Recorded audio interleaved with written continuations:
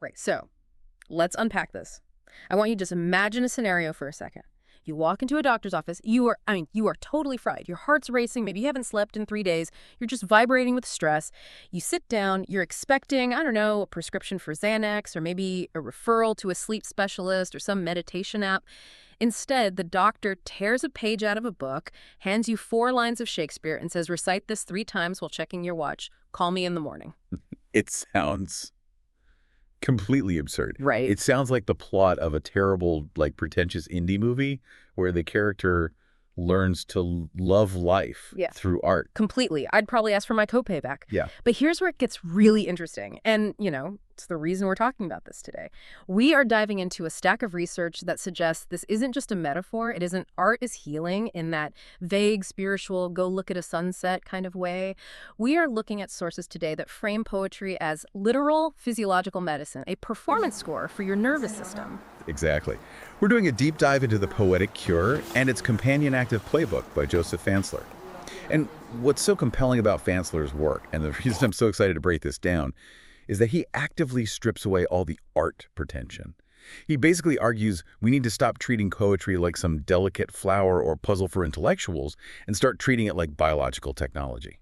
I was struck by the cover art on the book immediately. It's this single continuous line that, winds around and eventually forms the shape of a human brain. It sets the tone perfectly that this flow of language is literally shaping neural pathways.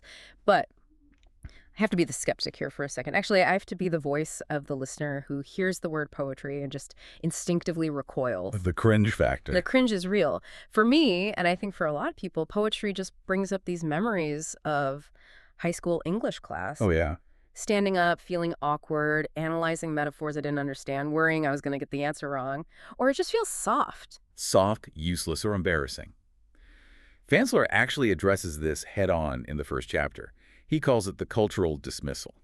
He argues that we have this societal coding where poetry is seen as feminine or private, emotional stuff versus the masculine or public world of practical solutions. Which is actually historically inaccurate, right? I mean, looking at the background notes here, warriors used to be the primary consumers of poetry. Precisely. The warrior poet is a historical archetype. Samurai wrote death poems. Vikings recited verse before battle. It was a tool for resilience, for mental fortitude. But Fansler argues that the 20th century modernist movement, think Ezra Pound, T.S. Eliot, the whole make it new crowd, unintentionally ruined poetry's therapeutic value for the general public. Ruined it how? By making it too hard. Essentially, yes. The modernists prioritized difficulty. They wanted fragmentation. They wanted to make art that reflected a broken, chaotic world after World War I. So they shattered the images. They broke the meter. But in doing so, they moved away from the very things that actually heal the brain. Rhythm, rhyme, and meter. They made poetry an intellectual puzzle rather than a physical practice. So we're left with this idea that to enjoy poetry, you have to be like a tortured artist, or you have to be super intellectual to get it. Yeah. And if you don't get it, it's not for you. Right. And Fansler is saying, no, forget all of that. This is neural physical therapy. Yeah. You don't have to like the poem. You don't even have to understand the deeper metaphor. You just have to use it. It's a tool, like a foam roller for your brain. You don't have an emotional relationship with your foam roller. You use it because it works on the muscle. Okay, I can get behind the idea of brain foam roller. That I get. But let's get into the mechanics. Why does reciting a poem do anything to my biology? Because if I just read a news article out loud, that doesn't fix my anxiety. What is special about verse? Well, it comes down to what the brain actually looks like when it's processing verse versus prose.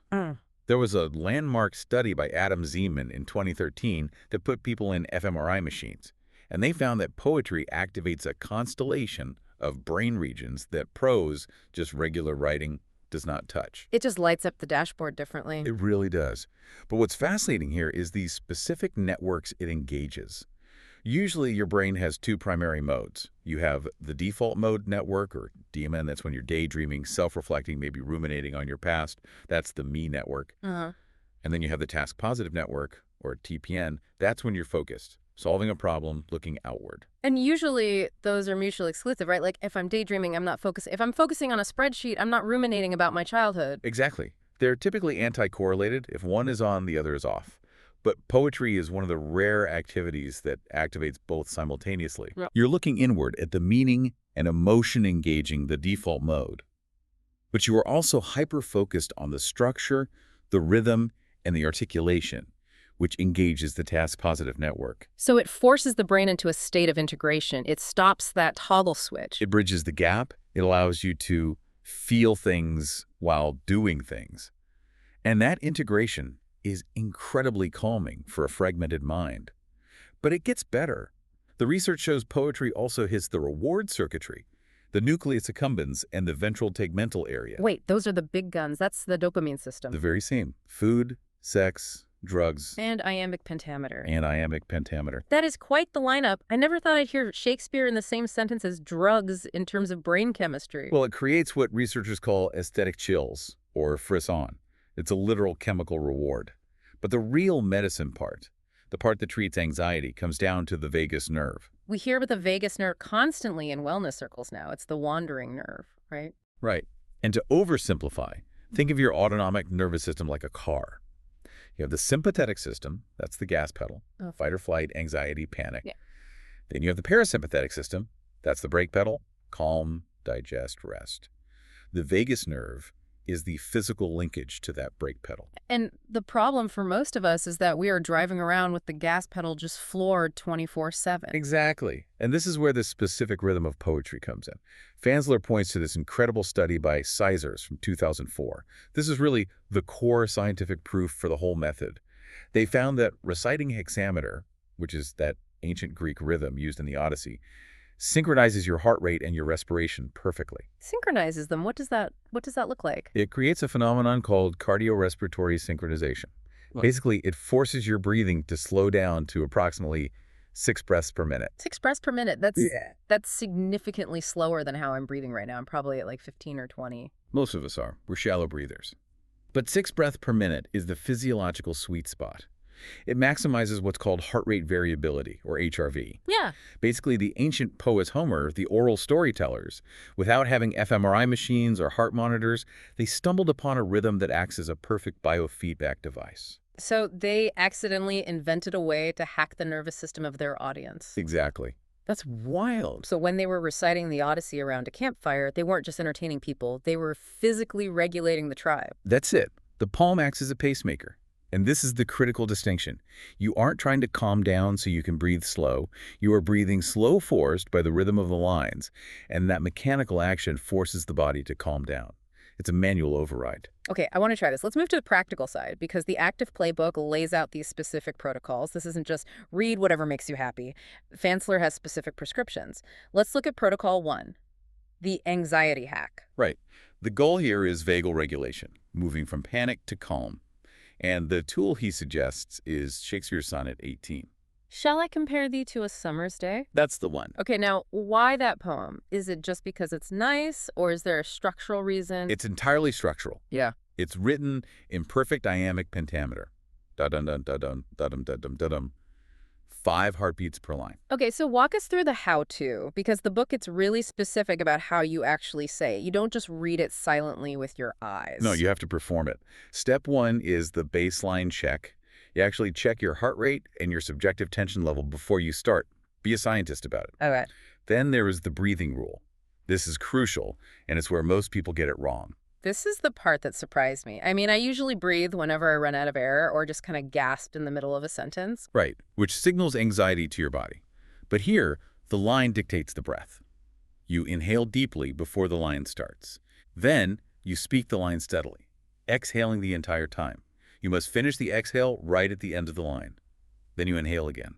So the length of the line dictates the length of the breath. Precisely. And in a sonnet, that line length naturally pushes you toward that therapeutic 5 to 6 second exhale. The protocol is 4 lines, repeated 3 times. It takes about 2 minutes. 2 minutes. That's faster than waiting for a Xanax to kick in. And you can feel it immediately. The book mentions that you notice your jaw loosening, your shoulders dropping, because you physically cannot hold tension while exhaling that rhythmically. It's biologically incompatible with panic. But I have to ask the obvious question. What if I'm in a boardroom? Or on the subway? I can't just start reciting Shakespeare out loud. People will think I've lost my mind. That's where stealth mode comes in. This is fascinating. Fansler discusses something called subvocalization. Now explain this to me, because it sounds a bit like magic. How does saying it in my head do anything to my body? It's not magic, it's muscular.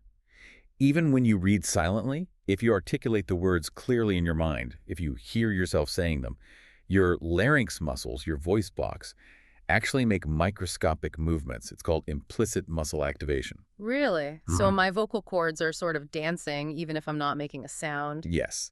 And because those muscles are physically connected to the vagus nerve, you can get a significant percentage of the therapeutic effect just by reciting it silently, provided, and this is key, you keep the rhythm and the breathing. So I could be in a high-stakes negotiation, totally freaking out, and I'm just silently reciting Sonnet 18 to regulate my heart rate. You absolutely could. It's a hidden superpower. You are controlling your physiology while everyone else is losing theirs. That is incredible. Okay, so that's anxiety. But the book also talks about depression and ADHD, and this is where the prescription changes. You don't use the soothing Shakespeare sonnet for everything, right? No, and this is where that performance score idea really shines. If you are dealing with depression, specifically anhedonia, that lack of feeling, the blahs, you don't want to be soothed. You are already too low. You want to be activated. So what's the drug of choice here? Protocol 2 uses William Blake's The Tiger. Tiger, burning bright. Oh, wow, I can hear the difference immediately. It's so punchy. It's trochaic tetrameter. Diem da dee dee da dee va dee dee. It feels aggressive. It is aggressive. It's percussive.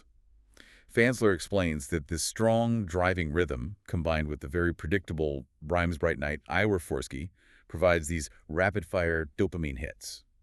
It mechanically reactivates the reward circuitry that depression shuts down. So with anxiety, we are using a gentle wave to calm down. With depression, we are using a drum beat to wake up. Exactly. You aren't wallowing in sadness. You are using the rhythm to drum up energy. It's like jump-starting a car. And what about ADHD? Because as someone whose mind wanders a lot, the idea of sitting still and reading poetry sounds hard, maybe impossible. Well, for ADHD and focus issues, the problem is executive dysfunction, the wandering mind. So Protocol 4 prescribes complex forms, things like the villanelle, or really complex sonnets like Shelley's Ozymandias. Why complex? Wouldn't that just be frustrating? The frustration is the point. He calls it cognitive scaffolding.